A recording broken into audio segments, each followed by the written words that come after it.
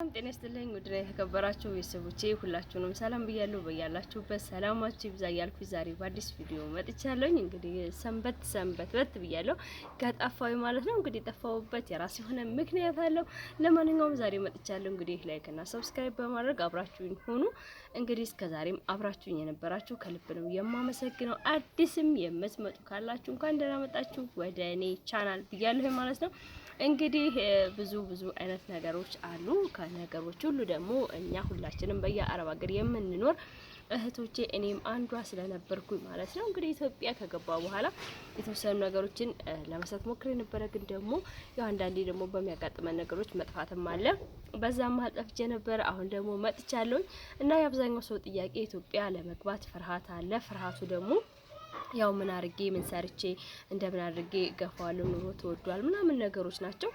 ብቻ ለማንኛውም ኑሮ ተወዷል። አዎ ተወዷል። ነገር ግን ኑሮ ተወደደ ብሎ ሳይኖር የቀረ የለም። ሰርግም ሳይደገስ አልቀረም። ሁሉም ነገር ሳይበላ ሳይጠጣ አይታደርም። በየቦታው በየሄዳችሁበት ኑሮ ውድ ነው ቢባልም ነገር ግን በየካፌው በየሬስቶራንቱ ዘጭ ነው ምግብ። እውነቴን ነው የምላችሁ፣ ዘጭ ብሎ ነው የሚበሉት፣ ዘጭ ብሎ ነው የሚጠጡት።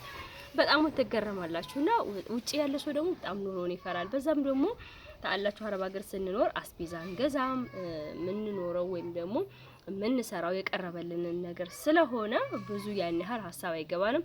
በእርግጥ አለ አንዳንድ ቤት አስቤዛ ሲያልቅ የሚጨቃጨቁ የሚናገሩ ሰዎች አሉ። ግን ደግሞ ያም ሆነ ይህ እኛ ከደሞዛችን አውጥተን ስለማንገዛው ብዙ ያን ያህል ጭንቀት አይገባንም። ኢትዮጵያ ውስጥ ስትመጡ ደግሞ በኑሮ ውድነት ሁኔታ ስታዩት በዛ ላይ ደግሞ ገንዘብም አይገኝም ብላችሁ ስለምታስቡ ያው ያሳስባችኋል የኑሮ ሁኔታ። በዛም ላይ ደግሞ የሚያሳስባችሁ ነገር ከአረብ ሀገር ስትመጡ ለከሌ ምን ይዤ ላከስቴ ላጎቴ ልጅ ምናምን ነገር የሚባሉ ነገሮች በጣም ብዙ ናቸውና እነዛ ነገሮች እኛን በጣም ይጎዱናል። ከራሴ ጀምሮ ማለት ነው። እዛ ሆኜ ጭንቅላቴን ሳዞርበት የነበረው ነገር ስለሆነ ነገር ግን ያንን ነገር እውነቴን ነው የምላችሁ እርግፍ አድርጋችሁ ተውት። ለከልዬ ላከስቴ ልጅ ላጎቴ ልጅ ምናምን ሁሉም ኑሮን እየኖረ እስከሆነ ድረስ እኛም ደግሞ መተን የራሳችንን ኑሮ መኖር አለብን። ኑሮን ካገኘን በኋላ ካለን በኋላ ብናደርግላቸው ይሻላል። ምክንያቱም እኛ ከዛ መተን ገና እንጥልጥል ላይ ነን። ገና የራሳችን የሆነ ነገር የለንም። ገና ራሳችንን ማቆም አልለመድንም፣ አልቻልንም። እዛ ስንሰራው የነበረው ደሞዝ እዚህ ጋር ከዛ ተሰራው ስንመጣ ያ ደሞዝ ይቋረጣል፣ ያቆማል። ስለዚህ እኛ ምንም ተከፋይ አይደለንም። ስለዚህ ራሳችንን ካቋቋምን በኋላ ለራሳችን የራሴ የምንነው ነገር ሲኖረን ያን ጊዜ ለነዛ ለባለውለታችን ለመልካም ነገር ላደረጉልን ሰዎች እናደርግላቸዋለን። አሁን ላይ ምን ይሉኛል ይወቅሱኛል ብላችሁ የምታስቡ ከሆነ በጣም ችግር ነው። ይወቅሳሉ ግን ይውቀሱ መውቀስ ይችላሉ። ግን የሆነ ሰዓት ደግሞ እናንተ ሲኖራችሁ ራሳችሁን ካደረጃችሁ በኋላ ብታደርጉላቸው እነሱም ይደሰታሉ። ነገር ግን 10 አመት 20 አመት ሰርተን መተን ለራሳችን ምንም ሳይኖረን ለነሱ ሰተን አድርገን እነሱም ደግሞ አደረገችልን ብለው ደስተኛ አይሆኑም። እውነቴን ነው የምላችሁ፣ ደስተኛ አይሆኑም። ደግሞ ይችን ብለው ነው ነገሯን የሚያጣጥሏት። የምታረጉላቸውን ነገር ከምንም አይቆጥሯትም።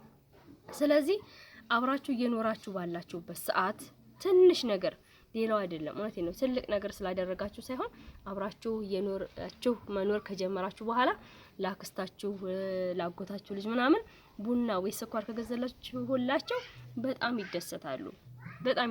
ነገር ግን እናንተ መጀመሪያ ከበተናችሁ በኋላ እናንተ እነሱ እውነቴን ነው የምላችሁ 10 አመት 15 አመት ሰርታችሁ 10 አመት ሰርታ 15 አመት ሰርታ መጣ እዚህ ቁጭ ብላለች፣ እንደዚህ ሆናለች፣ ተንጋዋላለች፣ አመድ መስላለች፣ ዱቄ መስላለች እያሉ መፎገራቸውን ይቀጥላሉ። ስለዚህ እናንተ መጀመሪያ ራሳችሁን አቁማችሁ ራሳችሁን ካቋቋማችሁ በኋላ ነው ለሰዎች ማድረግ ያለባችሁ።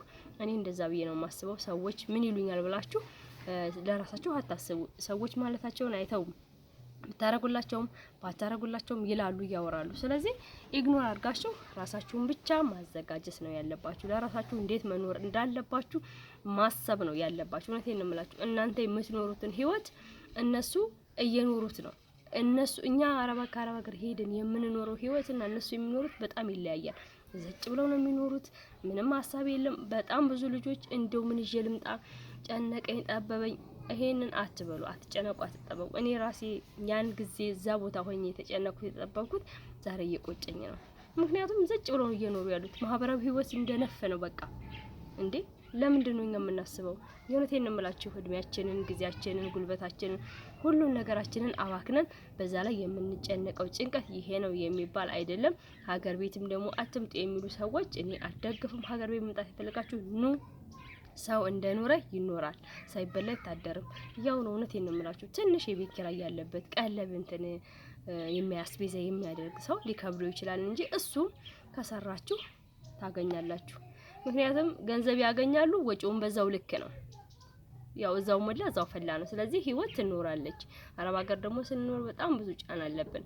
እድሜያችንን፣ ጊዜያችንን፣ ጉልበታችንን እየገደልን ለገንዘብ ብለን ነገ ይሄንን እናደርጋለን እያል ብዙ ነገሮች አሉ። ስለዚህ እኔ ያንን ነው የምለው፣ የእውነቴን ነው የምላችሁና ለማንኛውም ብቻ አንዳንድ ጥያቄዎች ካላችሁ አሁንም መጠየቅ ትችላላችሁ። እኔ በራሴ ተመቸኝን የመሰለኝን ነው የምናገረው። እናንተ ደግሞ የሚመቻችሁ የማይመቻችሁ ምን ይዤ ልምጣ የምትሉ ካላችሁ ይዛችሁ መምጣት ያለባችሁ ገንዘብና ገንዘብ ብቻ ነው።